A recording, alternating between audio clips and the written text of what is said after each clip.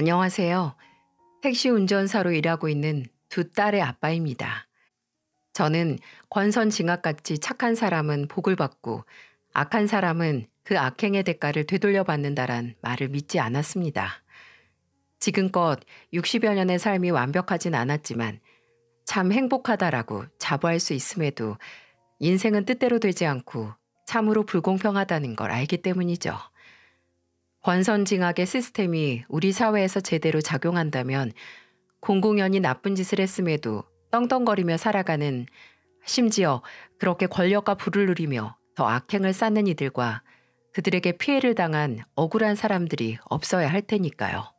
물론 간지럽고 답답한 속을 긁어주듯 악인이 죗값을 치르는 순간이 있긴 하지만 그 악인의 무리 중에서도 끝까지 대가를 치르지 않는 이가 있기에 더욱이 인생이 불공평한 게 아닌가 싶습니다. 하지만 지금은 조금 생각이 바뀌었어요. 인생은 어쩔 수 없이 불공평하지만 불공평하다는 것에 비관하지 않고 주어진 대로 산다면 가끔씩 인생이 살아갈 만한 원동력이 될 만한 선물을 줄 때가 있고 그 힘으로 다시 그 불공평한 인생을 나름의 방법으로 살아갈 수 있다고요. 제게 그 원동력은 늘 가족이었고 이 사연을 보내게 된 계기로 인해 확실히 내가 인생을 바친 무언가로 인해 보답을 받을 수 있다는 걸 알게 됐습니다. 저는 농촌에서 자라 흙밭에서 구르며 살았습니다. 어려서부터 학교 가서 친구들과 노는 시간과 공부하는 시간이 부모님을 도와 밭일을 하는 시간과 맞먹었죠. 넘치는 것보다 부족한 게 많고 연필을 잡는 시간보다 아버지를 도와 농기구를 고치는 시간이 많았지만 저는 인생이 탯줄을 잡는 것부터 불공평하다고 해서 불만을 갖지 않았습니다. 지금은 돌아가셨지만 저희 어머니 아버지는 제게 일찍이 오로지 가족들 틈에서 느낄 수 있는 행복과 노동의 중요함을 알려주신 훌륭한 분들이었어요. 그리고 부모님이 없었다면 저는 제 영혼의 단짝을 만날 수 없었을 겁니다. 지금도 제 곁을 지켜주고 저와 함께 삶의 무게를 지탱해주는 아내와 저는 같은 촌에서 살았어요. 장모님과 장인어른은 저희 부모님의 친구분들이었는데 장터에서 두 분이서 작게 전집을 하셨죠. 그리고 그 전집의 단골 손님 중에 저희 부모님이 계셨습니다. 하루 종일 땅을 고르며 땀 빼서 일하고 나면 트럭 몰고 장터로 가서 막걸리에 전을 드시며 고단함을 날리는 게 저희 부모님의 취미이자 낙이었어요. 제가 성인이 된 후에는 그런 부모님을 모시러 장터에 자주 갔는데 그곳에서 장인어른과 장모님을 도와 식당 정리를 하는 아내를 만나게 됐습니다. 아내는 정말 제가 못나서 겉으로 표현은 못하지만 아마 제 부모님을 제외하고 아내를 만난 건 제 인생에 있어서 최대의 행운일 거예요. 아내는 제가 아는 그 누구보다 강한 사람이었어요. 그 어떤 상황에서도 흔들림이 없고 무슨 일이 생긴다면 돌파구를 찾아내는 그런 사람이었죠. 제가 20대 중반 아내와 결혼 후 언제까지 부모님 일을 도우며 살 수 없을 것 같아서 사업을 벌렸다가 크게 말아먹었을 때도 아내는 단 한 번도 저를 원망하지 않았고 오히려 저를 걱정했습니다.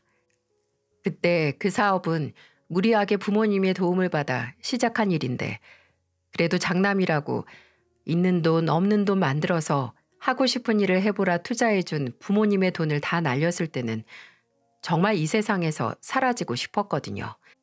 그런데 심지어 무능한 장남 때문에 큰 돈을 날린 저희 부모님도 사업이 망해 하나 있는 딸 고생시키는 걸 보는 장모님과 장인어른도 제 걱정을 더 해주셨습니다. 가장 상심한 건 바로 저일 거라며 행여 제가 나쁜 생각을 하거나 다시 일어서지 못할까봐 걱정하신 거죠.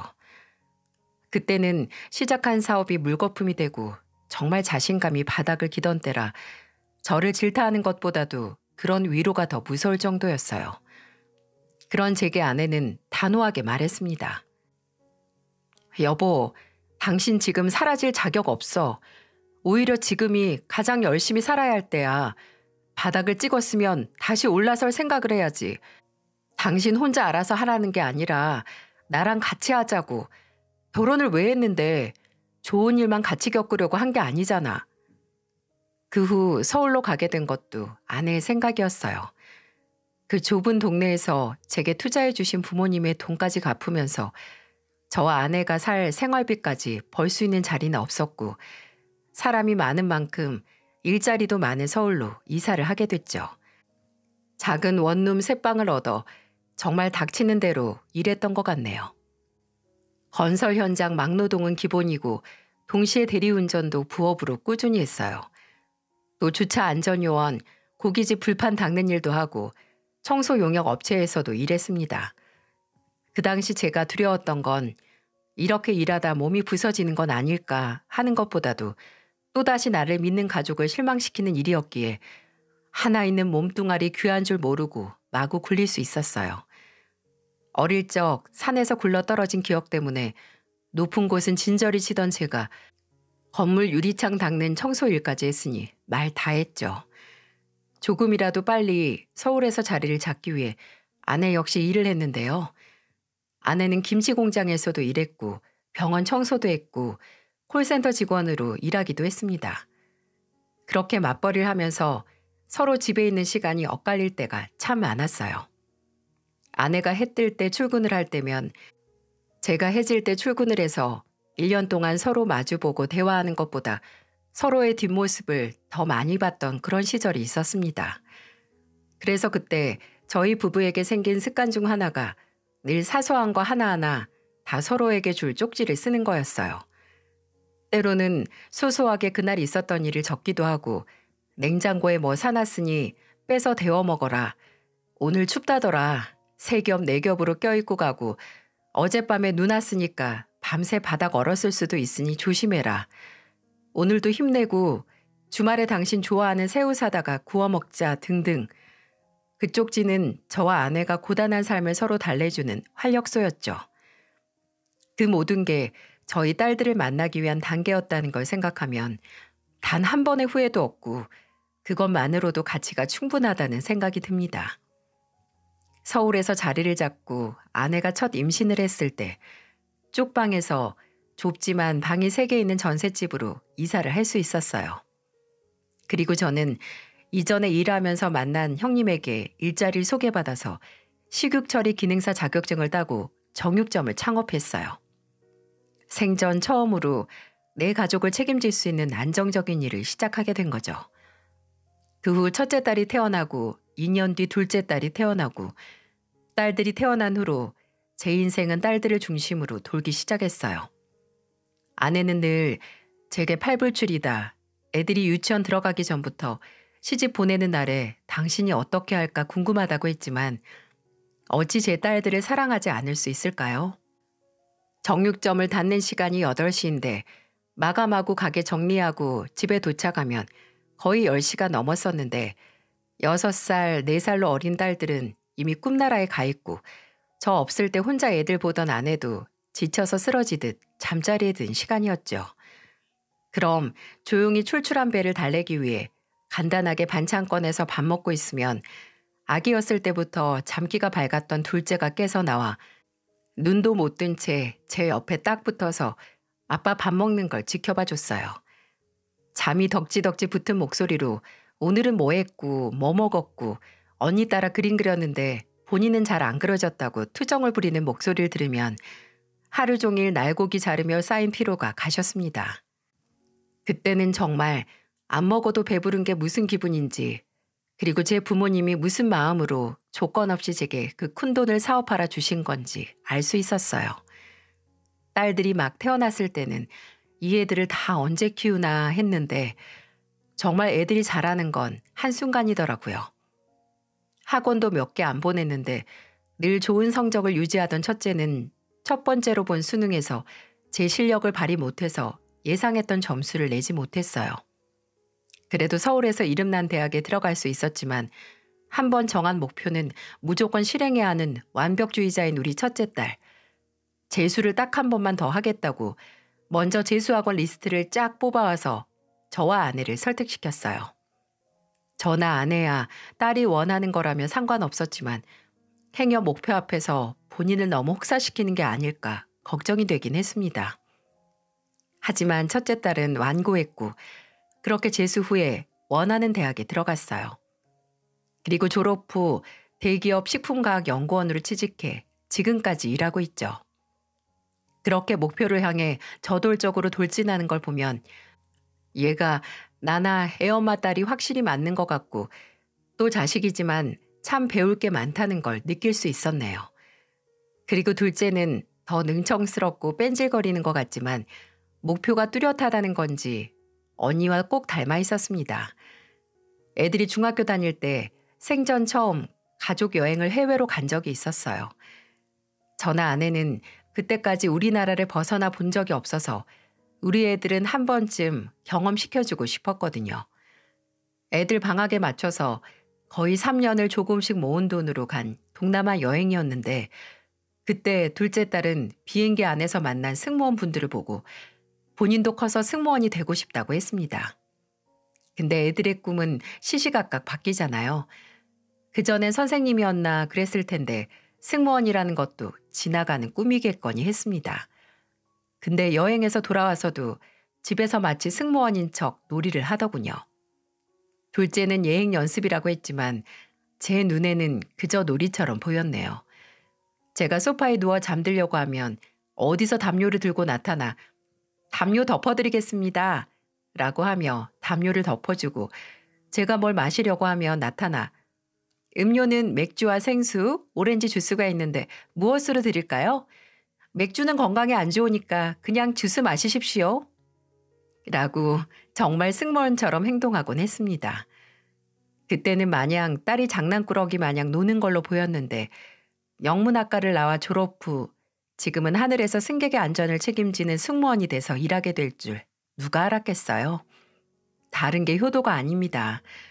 정말 자신이 좋아하고 하고 싶은 걸 이루고 행복하게 사는 모습을 보여주면 그게 효도죠. 여러모로 저희 두 딸은 열아들 안 부러운, 아니 세상의 모든 아들들이 안 부러운 그런 딸들이었어요.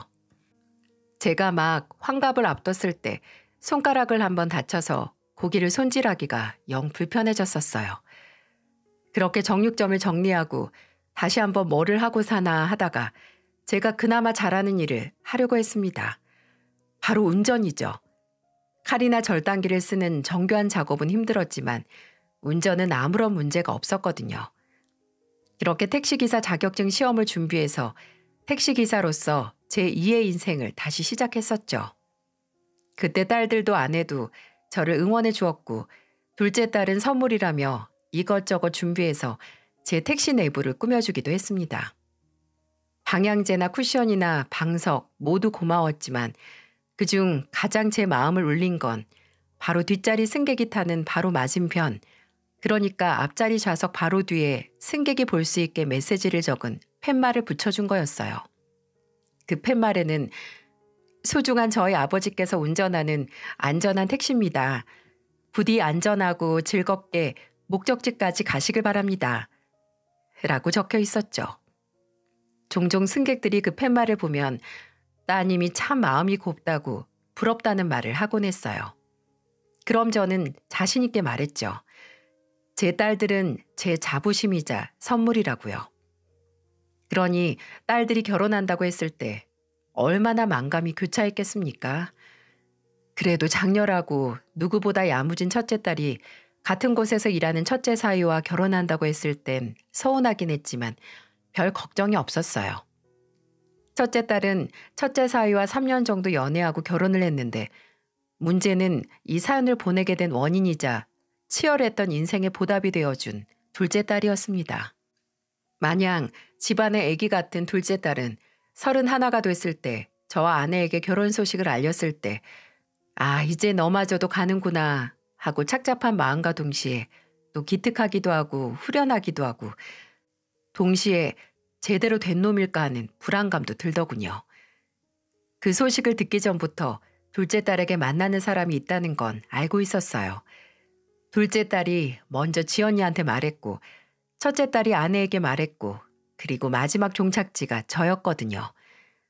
그 당시 한 반년 정도 만났다고 했는데 하루는 제가 궁금증을 참지 못하고 넌지시 딸이 쉬는 날 같이 밥 먹다가 물어본 적이 있었어요. 오늘은 안 나가냐?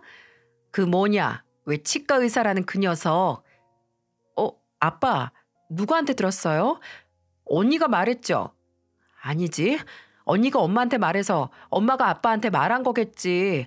아, 진짜 무슨 말을 못한다니까. 결혼할 정도로 진지하게 만나는 거 아니니까 걱정 마세요. 그때는 그냥 연애만 가볍게 하는 거다.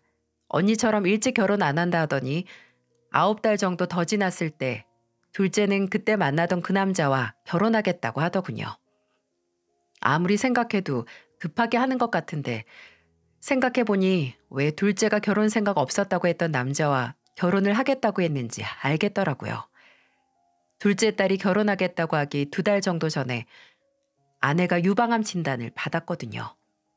다행히 초기에 찾아냈지만 그래도 딸들이 많이 불안해했어요. 아마 엄마가 더 아프기 전에 결혼하는 모습을 보여주려고 그랬던 건 아닌가 싶습니다.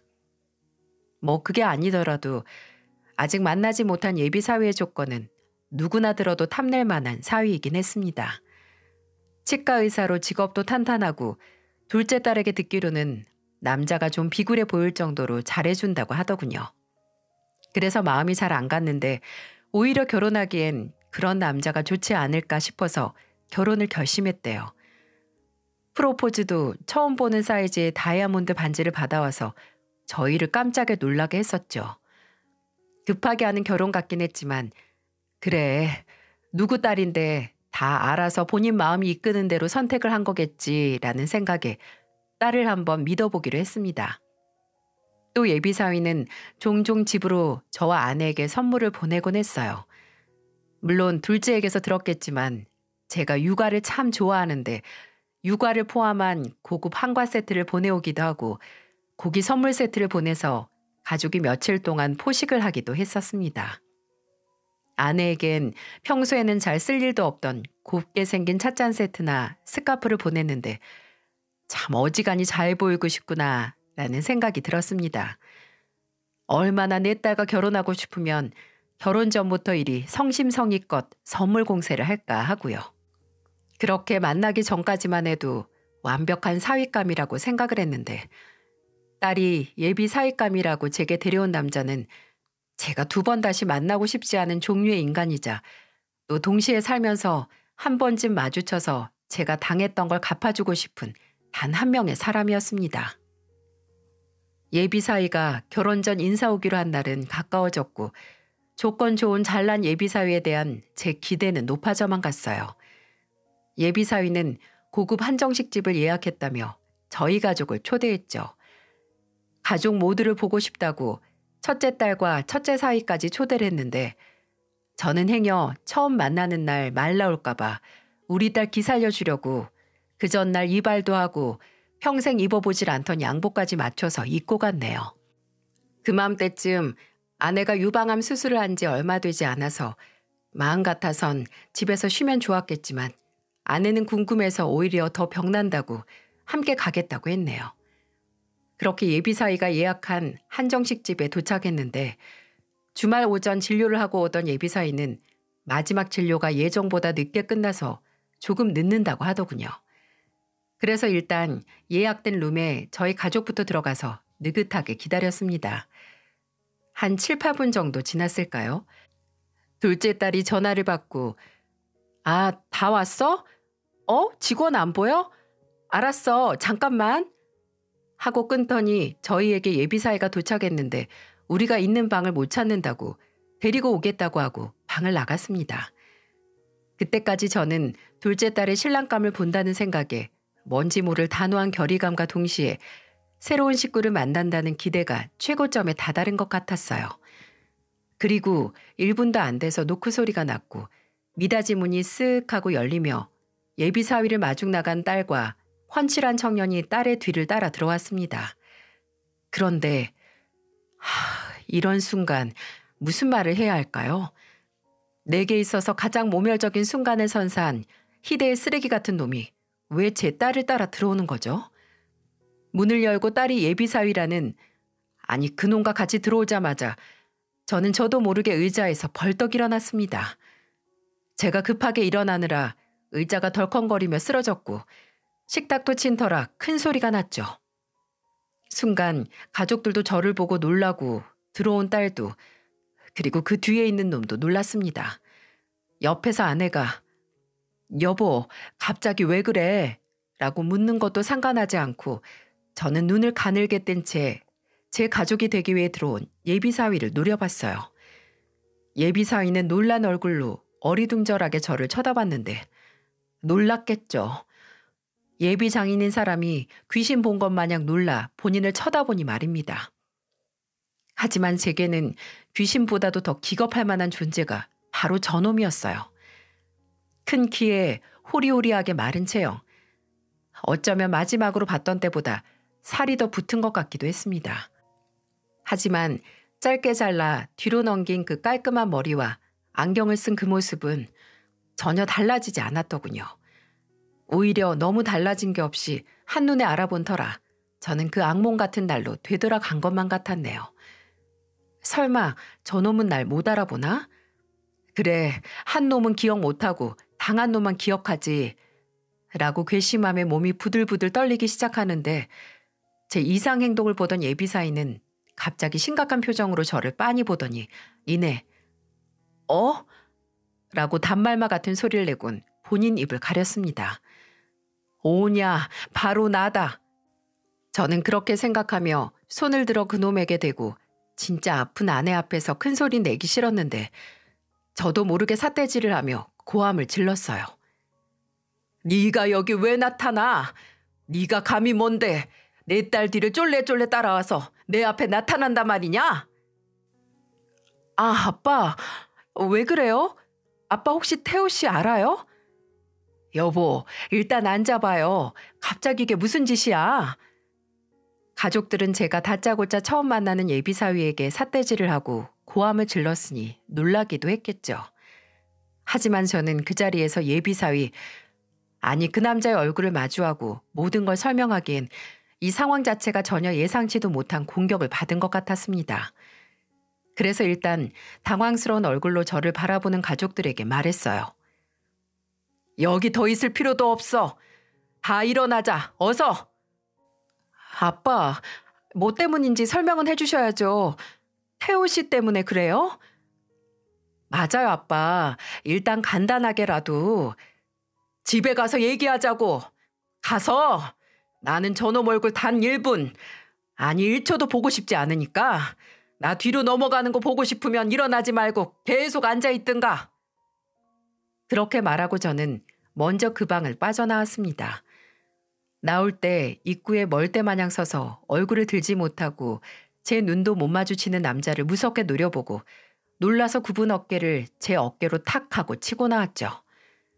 제 상태가 워낙 흉흉해서 가족들도 저를 따라 부랴부랴 나왔고 둘째 딸도 주차장까지 저를 쫓아오더니 다시 한번 제게 설명을 해달라고 했습니다. 지영아, 집에 가서 얘기하자. 아빠가 놀라서 당장 설명을 못하니까 가서 얘기해. 둘째 딸은 제 말을 듣고 알겠다며 일단 그 남자에게 가서 일단 오늘 인사하는 자리는 취소하자는 말을 하고 오겠다고 그러고는 뛰어갔습니다. 차에 앉아서 둘째 딸을 기다리는 시간이 영원과도 같았는데 5분 뒤 둘째 딸이 주차장으로 왔습니다. 그런 딸의 뒤에 확실히 지도 당황을 했는지 아직도 벌건 얼굴로 제가 탄 차에 오는 둘째 딸의 뒷모습을 바라보는 그 남자의 모습이 보였어요. 집에 가는 내내 차 안에서는 누구 하나 쉽게 입을 못 열었어요. 저는 입을 꾹 다물고 방금 일어난 일이 꿈인지 현실인지 생각했습니다. 그리고 집에 도착해서 가족들은 모두 심각한 얼굴로 저를 바라만 봤고 저는 넥타이를 풀며 안방으로 가서 제 낡은 노트북을 들고 거실로 나왔어요. 첫째 딸이 쓰던 건데 딸이 새 노트북을 장만했다고 해서 제가 달라고 해서 종종 쓰던 거였죠. 의문이 가득한 얼굴로 거실 바닥에 털썩 주저앉은 저를 둘러싼 가족들을 보고 무거운 입을 열었습니다. 지금 이 사연을 듣고 있는 여러분도 답답하셨을 테죠. 한 2년. 그래, 2년쯤 됐겠네. 당신 기억나? 가을에 나 야간 운전 중에 술 취한 승객 하나 태웠는데. 당연히 기억나지. 그놈이 당신 운전하는데 개만도 못하게 시비 걸고 차 안에서 침 뱉고 손찌검까지. 아유, 내가 그때만 생각하면 아직도. 근데 갑자기 그 얘기를 왜 해? 아빠, 혹시 이게 무슨 얘기냐면요. 이 일이 일어나기 2년 전 제가 야간 운전을 하고 있었을 때였어요. 아시는 분은 알겠지만 야간엔 할증 요금이 붙어서 남는 게 더 있습니다. 하지만 야간이만큼 승객의 7, 80%가 술 취한 사람들이죠. 술에 취한 만큼 문제가 일어나기도 해서 차라리 덜 벌어도 만취 승객을 피하기 위해 야간 운전을 포기하는 기사들도 여럿 있어요. 저도 여태껏 수많은 어려운 손님들을 상대해왔지만 그날 마주친 그놈은 제게 있어서 희대의 쓰레기로 기억될 만큼 끔찍한 승객이었습니다. 그날 새벽 1시 정도에 논현역 쪽에서 그 승객을 태웠어요. 30 초반 정도 되어 보였는데 취하긴 했어도 제대로 걷고 말도 다 알아들을 정도로 하더라고요. 타자마자 본인의 집 주소만 딸랑 말해서 술 먹고 밖에서 예의범절을 개원했나 보다라고 생각했죠. 출발한 뒤 한 3분가량은 아무 말 없이 위로 고개를 쳐들어 뒤로 기댄 채 가만히 있더라고요.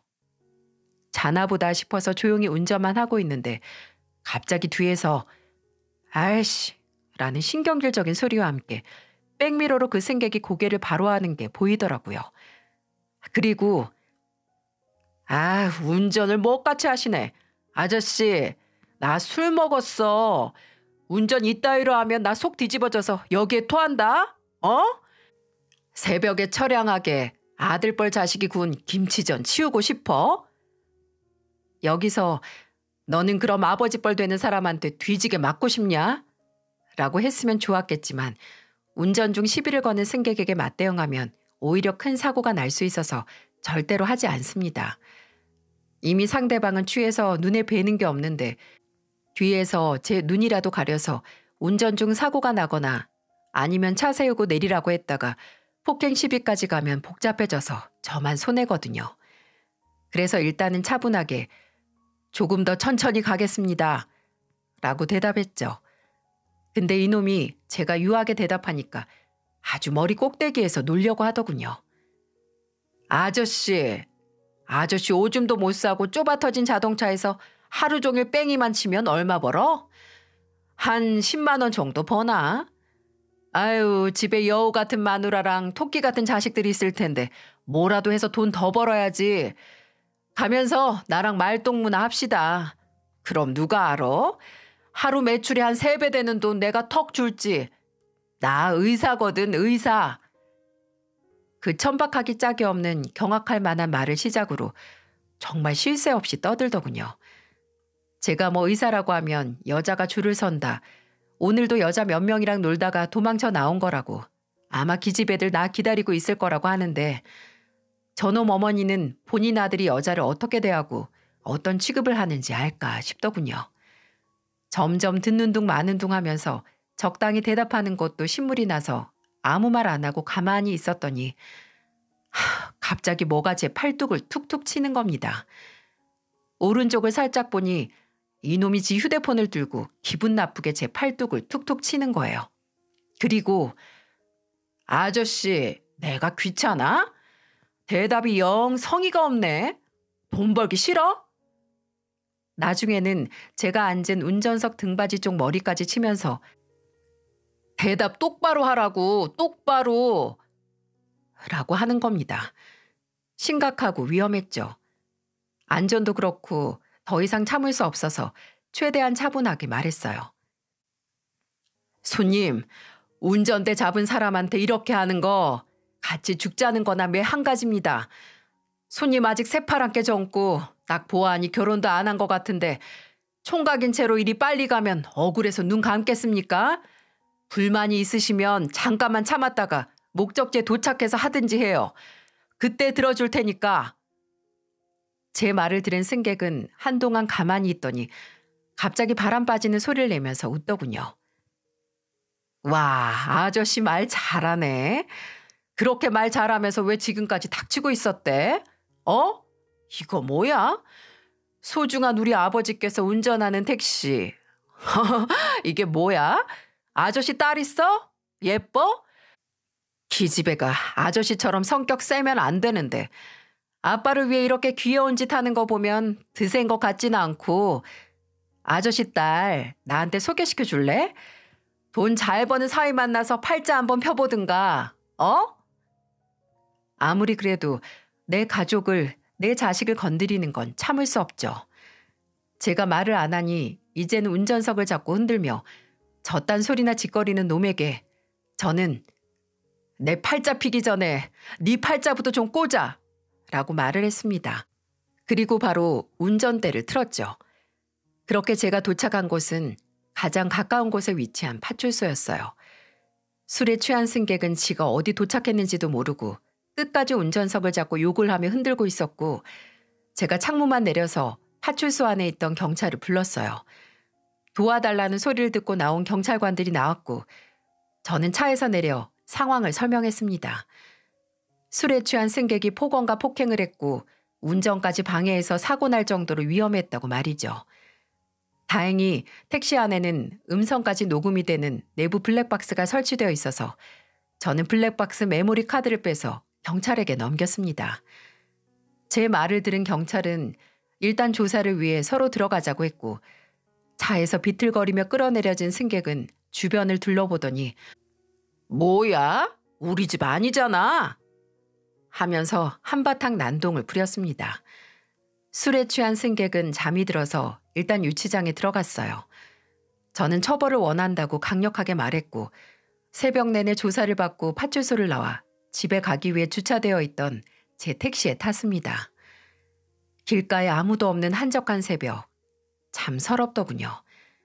정말 제 자식 벌 정도 되는 승객에게 인간 이하의 치욕스러운 취급을 당하고 아무 죄 없는 내 딸마저 욕먹였다는 생각에 참담한 기분이어서 바로 출발도 못하고 한동안 그곳에 가만히 있을 수밖에 없었어요. 그때 바로 운전을 했으면 정말 사고가 났었을 거예요. 그 후 저는 2주 동안 쉬면서 상담을 받았어요. 일단 술에 취한 손님만 보이면 팔다리가 후들거리며 정신이 새하얘졌고 우울증에 무기력증까지 와서 도저히 운전을 할 수 있는 상황이 아니었어요.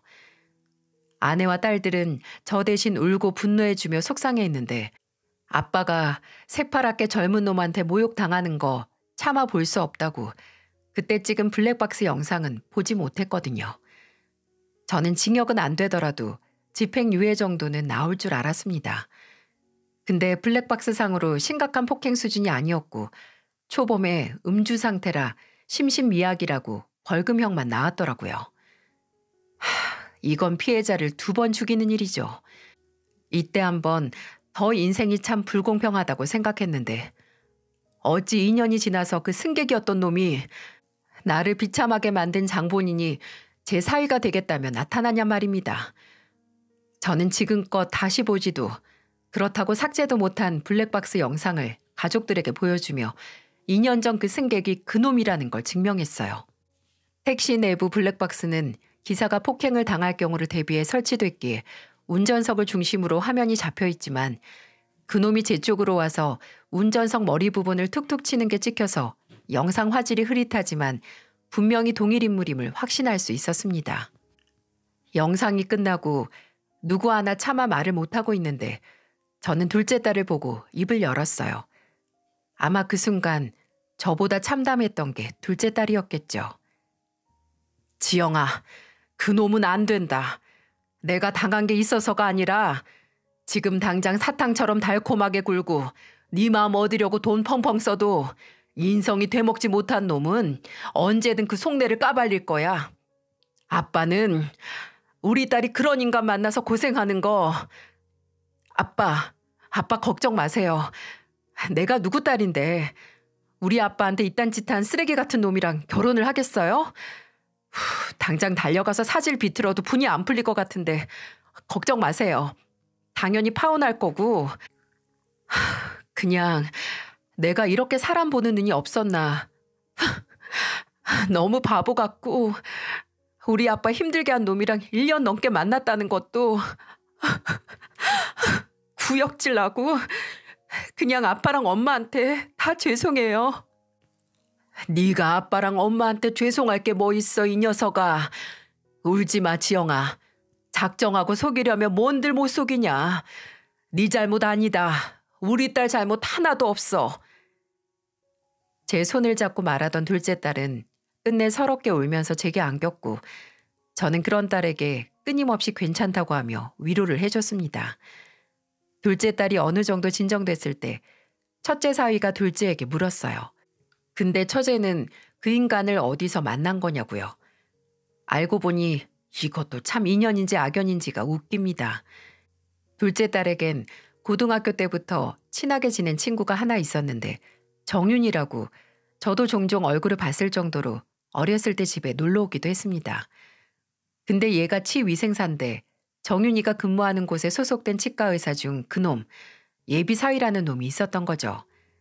정윤이가 둘째 딸에게 병원 행사 기념으로 나온 스케일링 무료 쿠폰을 줘서 딸이 그 병원에 가게 됐는데 거기서 그놈이 우리 둘째 딸을 보고 반해서 며칠을 정윤이에게 그때 왔던 친구 좀 소개시켜달라고 쫓아다녔다고 해요. 둘째 딸은 처음에는 부담스럽고 누굴 만날 생각도 없어서 거절했는데 정윤이를 통해서 선물을 보내고 정윤이를 매일같이 귀찮게 하는 것 같아서 한번 만나줬대요. 그러다가 연애를 했고 이 지경까지 온 거죠. 둘째 딸은 제게 당장 내일 파혼을 하고 오겠다고 약속했고 그날 저녁 그놈을 깨끗하게 정리했다고 주변에도 이미 파혼 사실을 먼저 알렸다고 했습니다. 조금이라도 더 그 남자와 엮이고 싶지 않다고 참 발빠르게 움직였더군요. 하지만 깔끔하게 정리된 건 둘째 딸 뿐이었나 봅니다. 3.15 집 앞에 그 남자가 찾아왔더군요. 뭔가 바리바리 싸서 온 것 같은데 분명히 뇌물이었을 겁니다. 제 앞에서 우물쭈물거리며 서 있는 남자는 고개를 숙여 정수리는 내밀더니 진지한 목소리로 말했죠. 과거 제가 저지른 행동은 용서받지 못할 걸 알지만 알면 그냥 꺼져. 나도 내 딸도 우리 가족도 귀찮게 하지 말고 좋은 말 할 때 돌아가. 지영이가 비행 나가서 집에 없는 걸 다행스럽게 생각해. 알고 왔습니다. 오늘은 장인어른께 먼저 사과드리려고. 누가 장인어른이야? 그냥 예전처럼 아저씨라고 부르지 그러나? 이제 와서 불쌍한 척 죄송한 척하면 내가 그래 내 딸이랑 100년 해로해라 할 것 같아? 2번 다시 찾아오지 마. 저는 그 남자 발치에 있던 쇼핑백들을 발로 차고 집으로 들어갔습니다. 하지만 그 후에도 몇 번씩 집으로 찾아오고 첫째에게 듣기로는 둘째가 근무하는 날 공항에 찾아가서 둘째가 공항 경비를 불러서 내쫓았다고 하더군요. 낯짝이 얼마나 두꺼우면 그딴 과거가 있었음에도 사과해달라 받아달라 할 수가 있나요? 돈이면 물질이면 다 된다고 생각하는 건지 그 후에도 집으로 온갖 뇌물을 보내와 그거 반송하는 것도 일이었네요.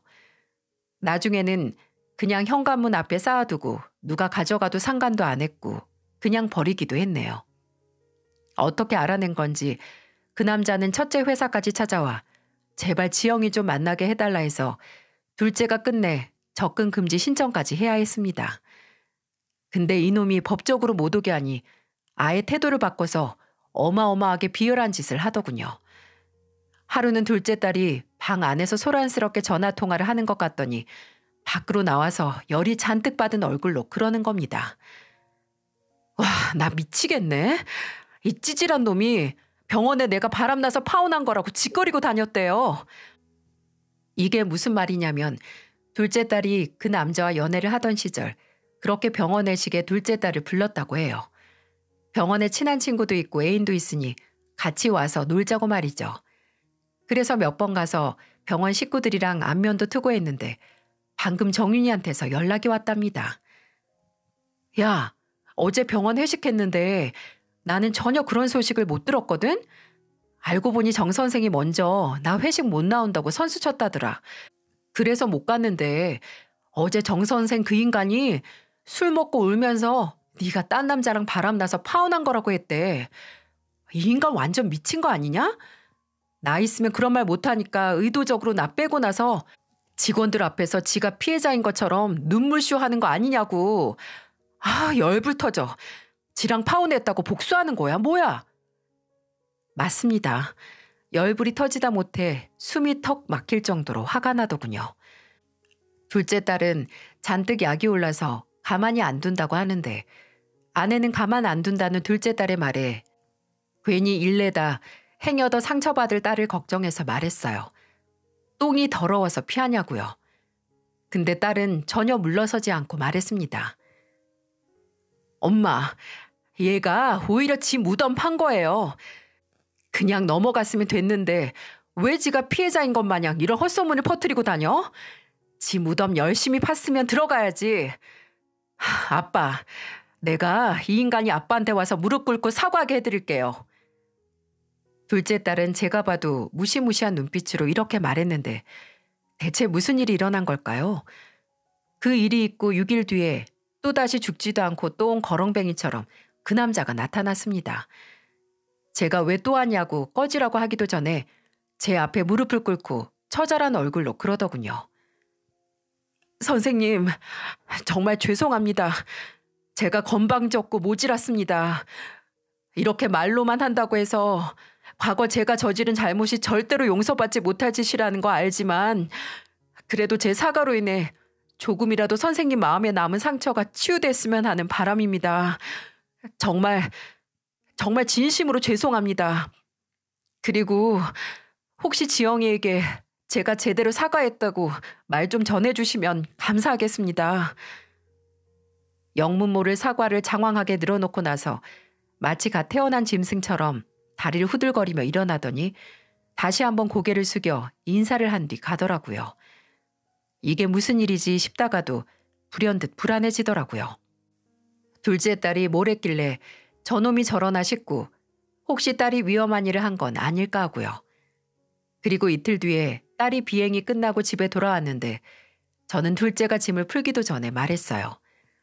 그 남자가 다녀갔는데 무릎 꿇고 사과를 하더라. 대체 뭘 한 거냐고요.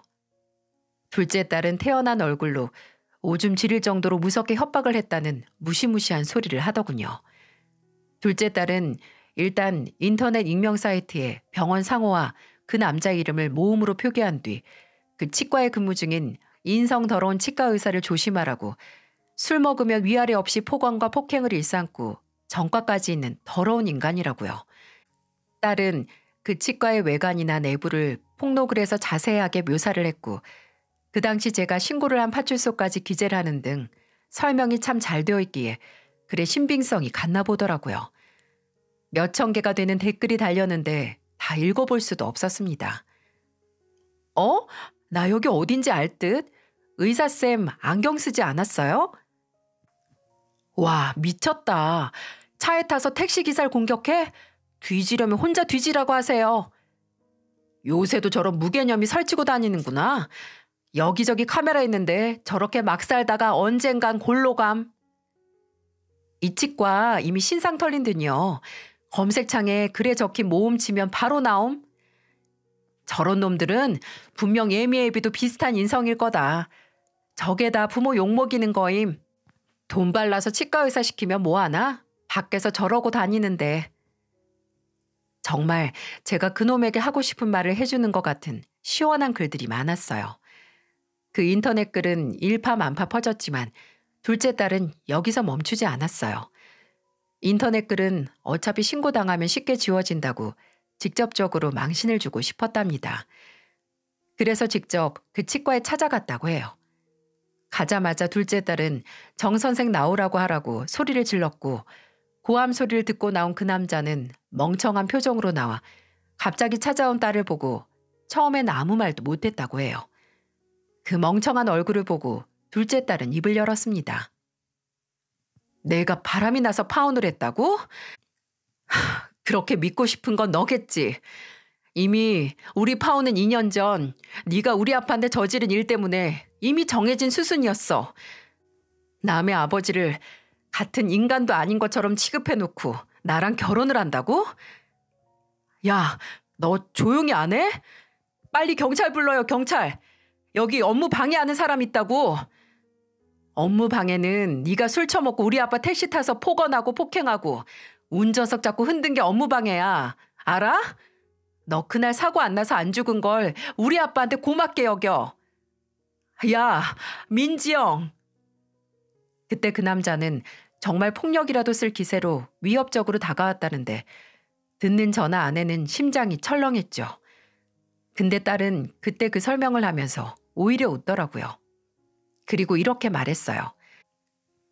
우리 아빠한테 함부로 했던 놈이라고 생각하니까 이상하게 하나도 안 무섭고 오히려 내가 먼저 들이받을 뻔했어요. 근데 그냥 제일 중요한 얘기만 하고 나왔어요. 그 중요한 얘기는 바로 동영상 얘기였습니다. 딸은 그때 세게 나오는 자신을 기를 죽이려고 그랬는지 가깝게 다가온 그 남자의 멱살을 잡고 조용히 말했다고 합니다. 잊었나 본데 너 그때 일 정가 남은 애야. 벌금 냈던 거 잊었어? 그리고 그 신고 접수 뭘로 했는데 그때 택시 내부 영상 우리한테 그대로 있는 거 전혀 생각도 못했니? 네가 이 이상 유언비어 퍼뜨리면서 나대면 난 바로 방송국에 연락할 거야. 술주정 개보다 못한 치과의사 조심하라고. 그 영상하고 같이. 아, 그리고 너네 부모랑 여기 원장은 너 정가 남은 거 아니? 딸의 말에 그 남자는 이를 부득부득 갈면서도 얼굴이 사색이 됐고 딸은 속으로 쾌재를 부르며 마지막으로 덧붙였어요. 그러니까 처신 잘해. 우리 아빠가 워낙 착하셔서 그날 택시 안에서 운전대랑 같이 네 목숨줄 쥐고도 봐줬지만 난 언제든 네 목숨줄 방송국으로 넘길 준비되어 있으니까 전국적으로 망신 당하고 싶으면 알아서 해.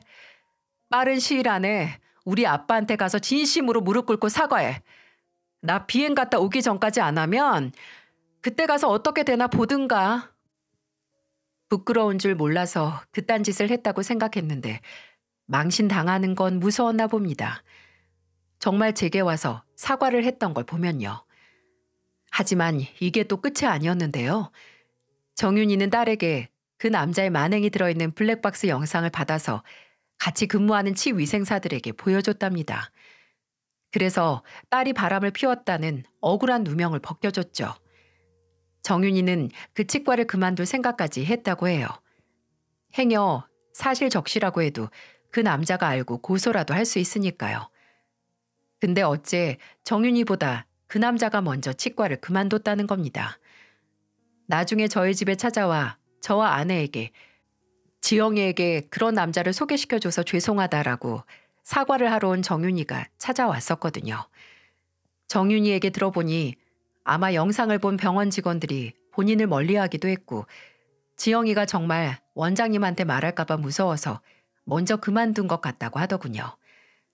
정윤이는 다시 한번 저희 가족에게 사과를 했는데 그게 어떻게 정윤이의 잘못이겠습니까? 정윤이는 정윤이대로 그 둘을 엮는 계기를 만들긴 했지만 끝까지 제 딸의 편이 돼줬고 제 딸은 잘못된 선택을 할 뻔했다가 그 고비를 피해 이 애비 대신 복수까지 해줬죠. 또 인간 같지도 않은 지금은 어디서 뭘 하는지 모르게 숨어 지내는 그 남자는 몇 년 전 제게 저지른 과오로 직장도 사랑했던 여자도 잃었으니 다들 본인의 행동에 대한 마땅한 책임을 진 게 아닌가 싶습니다. 둘째 딸이 파혼을 하고 저 대신 복수를 해준 것도 벌써 1년 전 이야기네요. 그 후로 딸은 따로 다른 사람을 만나진 않았는데 사람을 사람으로 잊으려는 게 가장 미련한 짓이래요. 라는 말을 하며 한동안 연애는 안 하고 싶다고 하더라고요. 비록 사랑은 포기했지만 지금도 저 높은 하늘을 날며 자유롭게 하고 싶은 일을 하는 딸이 마냥 자랑스럽습니다. 그 잊고 싶은 일이 있고 나서 제가 상담을 받았을 때 상담 선생님이 제게 이런 말을 한 적이 있었어요. 가끔 피해자가 가해자를 마주하고 대항함으로써 그 상처가 치유된다고 말이죠. 근데 저는 그 기회를 제 딸이 은혜 갚는 제비 마냥 물어다 줬으니 제 상처와 같은 기억을 잊고 회복함과 동시에 딸과 가족에 대한 애틋함도 더 커졌으니 일석이조의 효과를 냈다고 볼 수 있겠죠. 이만하면 정말 100명의 아들이 부럽지 않은 딸 아닌가요? 제 아내도 아직 완치 판정은 받지 못했지만 이번에 받은 검사 경과가 좋고 제가 가족의 응원과 보살핌을 받아 마음의 병을 치유한 것처럼 아내도 이 병을 이겨낼 거라고 믿습니다. 제 인생에 있어서 보물과도 같은 존재인 가족의 이야기를 들어주셔서 참 감사합니다. 후련하게 제 이야기를 할 수 있는 기회를 주신 채널에도 감사의 말씀을 전합니다. 모두들 건강하세요.